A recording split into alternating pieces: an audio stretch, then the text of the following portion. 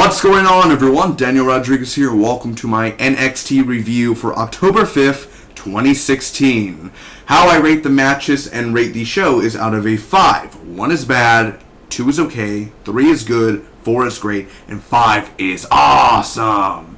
I also review Monday Night Raw and SmackDown Live as well. I just reviewed WWE No Mercy 2016, and a few hours before that I uploaded my predictions for No Mercy. So if you want to check that out on the channel, feel free to do so as well. In 2 days I am getting WWE 2K17 NXT edition, so I will be doing live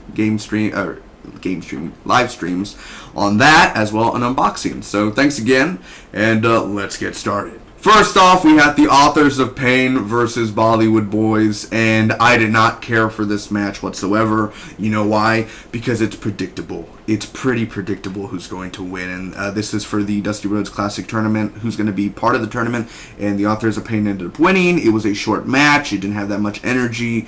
I don't care for the Authors of Pain, really. I really don't. So, and the guy that's with him, I know he's probably a legend in WWE somehow, but all he does is this. That's all he does. Like, can you be a better villain? Because you could do better than that. All he does is just walking around and, like, you act like you have something special. I mean, the two guys are big, and they were faced against small people. Of course they would win. So for this match, 1 out of 5. After that, we had Rick Swann versus Patrick Clark, and this is probably one of my favorite matches out of the night, if not my favorite. Rick Swann ended up winning, beating Patrick Clark. I loved it. I thought it was a really, really, really good match. The crowd was freaking phenomenal. The crowd was up there. They were chanting. Rick Swann doing his dancing, entertaining.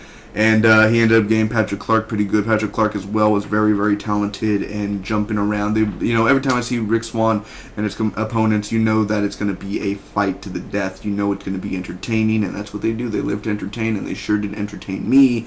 And again, like I said, the crowd was up there as well, and they were so into it, more into it than the first match. So for me, this is my first time seeing Patrick Clark actually wrestle, so I don't know if I'm a big fan of Patrick Clark. He's a good wrestler, but I don't know if I'm a fan of him. I'm more of a Rick Swann guy or Cedric Alexander guy. So with that, 3 out of 5. Next up, we had Peyton Royce versus Danielle Camella.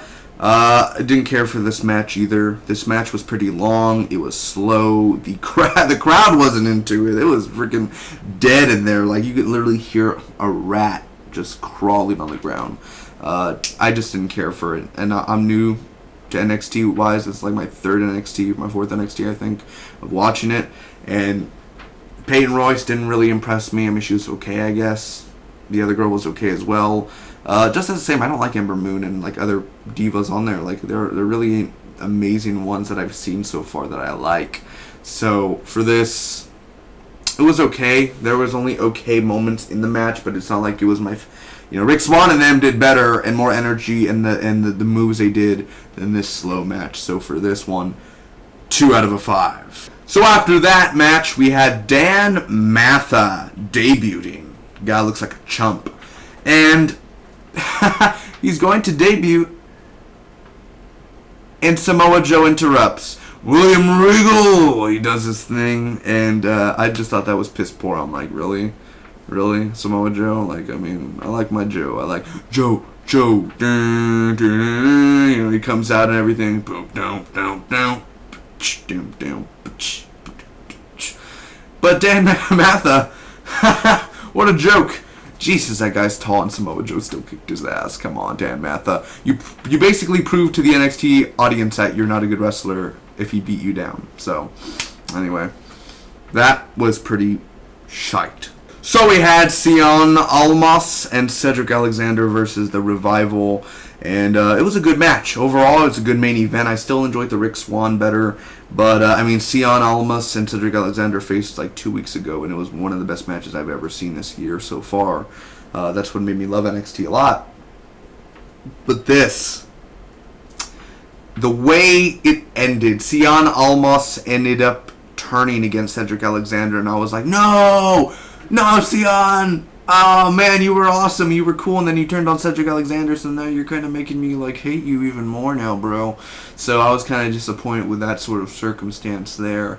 But Sion and Cedric ended up losing. The Revival ended up winning, and I think that was for the tournament. But that was the first time Cedric and Sion were actually tag team partners, so I don't think they would have even gone forward either way. So the Revival, I didn't care for the Revival. I don't really like the way they wrestle. I didn't really like their tactics either.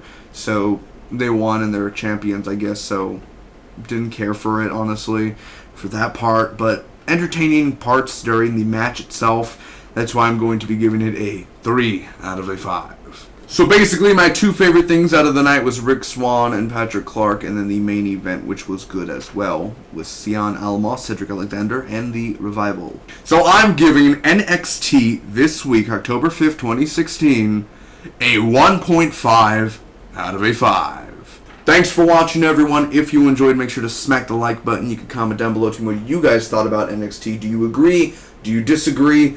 And if you enjoyed, make sure to share this review with your friends. Hit that subscribe button for more awesome content. I review Raw, SmackDown, and pay-per-views of any WWE kind, predictions, and live streams for WWE 2K17 coming shortly. Thanks again. Till next time. Bye-bye.